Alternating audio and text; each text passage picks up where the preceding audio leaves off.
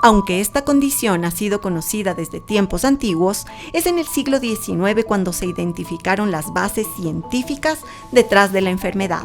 A pesar de que aún no tiene cura, los avances médicos han transformado la calidad de vida de quienes la padecen. Es una enfermedad compleja que afecta la capacidad de la sangre para coagularse adecuadamente, lo que lleva a episodios de sangrado prolongados o espontáneos. En el siguiente reportaje le contamos cómo hacer el diagnóstico temprano, cuáles son los tratamientos y cómo es la vida con hemofilia. La hemofilia es un trastorno de la sangre. Específicamente, evita su normal coagulación. Muchos, sin embargo, con solo escuchar la palabra sangre se llenan de temor y prejuicios. Entonces, quienes viven con hemofilia enfrentan una doble batalla, una por su vida y otra contra la exclusión. ¿Qué tan común es esta enfermedad y cuál es su causa? La hemofilia es una enfermedad de la sangre y esta es producida por una alteración de los factores de la coagulación. Estos factores, para hacer un paréntesis, pues son unas proteínas que tenemos en la sangre y nos ayuda a coagular, a hacer trombos o a hacer coágulos, digámoslo así, ¿ya? Entonces, cuando hay un déficit, pues vamos a tener la hemofilia. Si es que hay déficit del factor 8, vamos a tener hemofilia A, y si hay déficit del factor 9, tendremos hemofilia B. Generalmente cuando uno de nosotros que no posee este tipo de enfermedades tenemos algún corte, alguna herida, pues habremos notado que nos aplastamos, hacemos presión y dentro de los primeros 15 segundos posiblemente ya tengamos una coagulación y deje de sangrar. Eso es más o menos lo normal. Pero en estos pacientes podemos ver que el sangrado se prolonga. Puede ser minutos, incluso pueden sangrar horas, dependiendo de la severidad y de dónde esté sangrando. Es una enfermedad llamada huérfana o rara porque ocurre un caso en cada 5.000 a 10.000 casos de nacidos vivos. La hemofilia es un trastorno hereditario, es decir, se transmite de familia en familia o de ascendencia en descendencia y está ligada al cromosoma X. Por lo tanto, la van a padecer en la mayoría de casos los hombres y las portadoras somos las mujeres. Es relacionado con el sangrado o las hemorragias. ¿Por qué? Porque existe una deficiencia de los factores o de las proteínas que circulan que nos ayudan a coagular. Entonces, cuando no tenemos esto o lo tenemos en una cantidad disminuida, se ocurren los sangrados, ya sea espontáneos o cuando somos sometidos a un acto quirúrgico, a una extracción dental, por ejemplo, y por lo general el paciente pone a prueba su coagulación y es deficiente. El diagnóstico de la hemofilia ocurre regularmente en los primeros años de vida. En este tiempo, los padres deben poner especial atención a los indicios de la enfermedad. Yo creo que lo más importante es saber la ascendencia. Es importante que nosotros conozcamos la familia que rodea o todos los parientes que tenemos en el entorno familiar. Los antecedentes familiares son súper importantes. Segundo, ver cómo es el cuadro clínico del paciente y si es posible compararlo con otros familiares que tenga cercano, hermanitos, cómo se comportaron, porque pueden haber personas sanas alrededor del niño hemofílico. Por ejemplo, tiene un sangrado nasal y ya fue evaluado por un otorrino y se descartaron todas las causas locales de sangrado, debe acudir al hematólogo. Es importante que siempre los pediatras, cuando vean que se hacen recurrentes los cuadros de sangrado articular, también nos refieran a los pacientes. El hecho de que no tengan una ascendencia o familiares positivos para hemofilia no quiere decir que no van a tener el trastorno, porque incluso ocurren mutaciones de novo, mutaciones nuevas en la familia. Entonces ese paciente que es sangrador o que tiene sus eventos hemorrágicos debe acudir a la consulta del hematólogo cuando ya el pediatra agotó todas las posibles causas. La hemofilia puede ser principalmente de tipo A o B por la falta del factor 8 o 9 de la coagulación respectivamente. El 80% de los casos son de hemofilia A. Además, la enfermedad puede clasificarse en 3 grados: leve, moderado o grave. La hemofilia puede dividirse en severa, moderada y leve. Dependiendo cuál tenga, podríamos hacer el diagnóstico desde el nacimiento. Si tenemos una hemofilia severa, vamos a ver un hematoma o una hemorragia cerebral en el niño, o vamos a ver que empieza a tener moratones en el cuerpo los primeros días de nacido.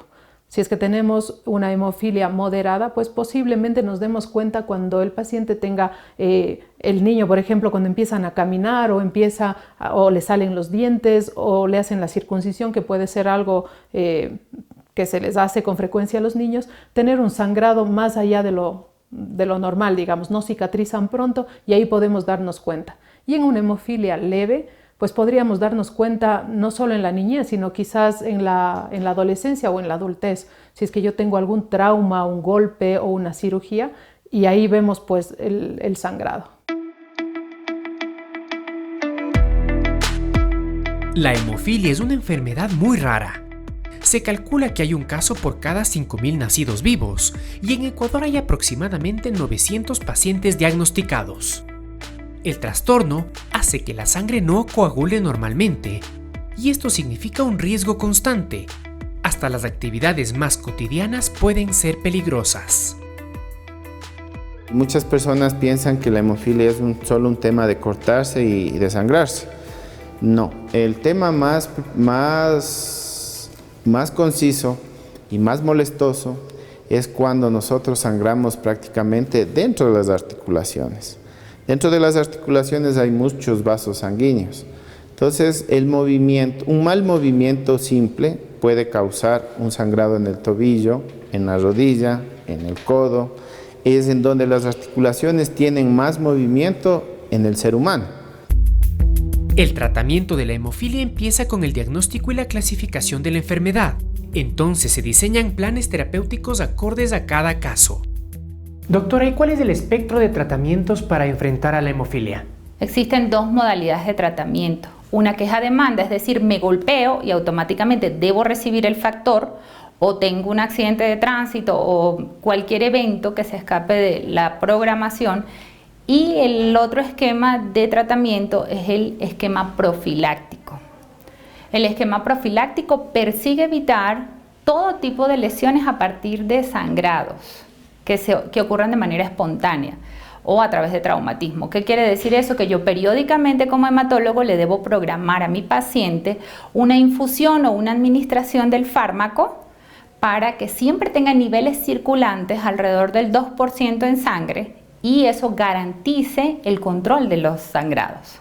El abordaje del paciente hemofílico es un abordaje integral con un equipo multidisciplinario. Nosotros debemos contar con traumatólogos, con pediatras, con odontólogos capacitados en el área de hemofilia y debemos contar también con equipos de inserción escolar, con psicólogos, con pediatras que nos ayuden a llevar la rutina diaria del paciente y en el caso de los niños es muy importante considerar su ámbito educativo. Porque por lo general estos niños tienden a faltar más al colegio, a la escuela, debido a sus complicaciones diarias. Esta gama de tratamientos no estaba disponible hasta hace unos años. En décadas pasadas, los pacientes obtenían los factores de coagulación que necesitaban mediante transfusiones. Eso significaba una ruleta rusa entre la vida y la muerte. Entonces, cuando yo fui niño, prácticamente no había este tipo de medicación. Era muy riesgosa. En los años 80 la hemofilia tiene un caso muy triste en el mundo. Y cuando se dieron cuenta de la pandemia que hubo, como la del COVID ahora, me hace acuerdo el tema del HIV, cuando salió en los años 80 la pandemia del SIDA. Entonces se detectó prácticamente en hemofílicos, en homosexuales, la enfermedad. Pero en hemofílicos no sabían el por qué. Entonces eran niños, adultos que se contaminaron de HIV. Y el Ecuador no fue la excepción. A Dios gracias, yo en esa ruleta rusa, Dios creo que me cuidó y nunca me tuve que contagiar de esta enfermedad mediante la transfusión de hemoderivados directos de la sangre. Pero sí hubo casos aquí en el Ecuador, entonces era muy peligroso. La tecnología ha avanzado y los tratamientos actuales prácticamente han anulado ese riesgo. Sin embargo, eso no quiere decir que hoy en día no haya riesgos derivados de la enfermedad. Entonces se dieron cuenta en pacientes como yo, de mi edad y de mi promoción, que todos tenemos discapacidades más del 70%. Cuando se sale la sangre del torrente sanguíneo y se almacena en las articulaciones, la sangre tiene una característica que es ácida y eso daña la articulación, el cartílago. Entonces, como no sangramos solo una vez, sino sangramos de por vida, en las articulaciones comienzan a deformarse, ¿sí? Entonces, el objetivo era los niños, buscar que los niños de ese entonces, a los de ahorita, a esta edad que ya tienen unos 12, 15 años, dependiendo la edad, estos jóvenes o niños no tengan discapacidad. Y si la tienen, que sea de bajo impacto. Para evitar al máximo estos riesgos, la medicación no puede faltar. Es entonces cuando el factor económico toma protagonismo.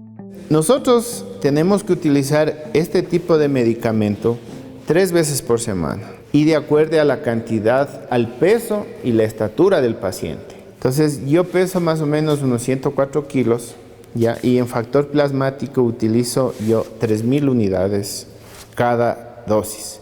Es decir, utilizo 3.000 el día lunes, 3.000 el día martes y 3.000 el día viernes. Nadie está en condición de pagar esta medicación. Yo le puedo decir en mi ejemplo, yo necesito $168,000 al año, sin contar que tenga una emergencia aparte, ¿ya? Algún accidente o lo que sea. Entonces, imagínense, ni teniendo un sueldo de gerente, no se logra pagar esta cuestión. Entonces, los únicos que pueden pagar esto es el Estado. Sin la suplementación de los factores de coagulación, es muy difícil enfrentar a la hemofilia. Esa es la base para mejorar la calidad de vida de quienes la padecen.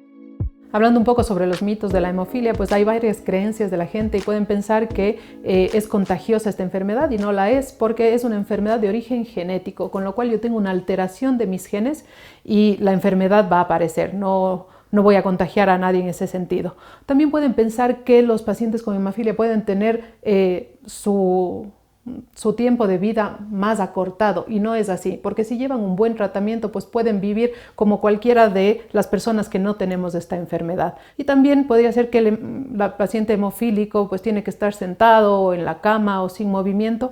Tampoco ese es el plan con los hemofílicos, más bien al contrario, si es que tenemos un buen tratamiento con ellos, ellos pueden hacer cualquier tipo de deporte, pueden correr, pueden hacer natación. Lo que sí les recomendamos es que no hagan deporte de contacto. Ejemplo, a algunos les gusta el box o quizás, bueno, aquí no hay mucho fútbol americano, pero a veces cualquier deporte de contacto de preferencia no deberían hacer eso. La alimentación como tal en los pacientes hemofílicos no tiene un papel fundamental, digamos, en cuanto a la enfermedad, pero sí en cuanto a los factores de riesgo que pueden tener. Ejemplo, no puede estar un paciente obeso, hipertenso, con colesterol, triglicéridos altos, porque lógicamente esto va a añadir otras enfermedades además de la que ya tiene. Entonces sí les recomendamos ejercicio y una dieta equilibrada. Convivir con la hemofilia es posible, con los cuidados necesarios, un trato digno sin discriminación y la medicación oportuna. Quienes la sufren pueden mejorar significativamente su calidad de vida.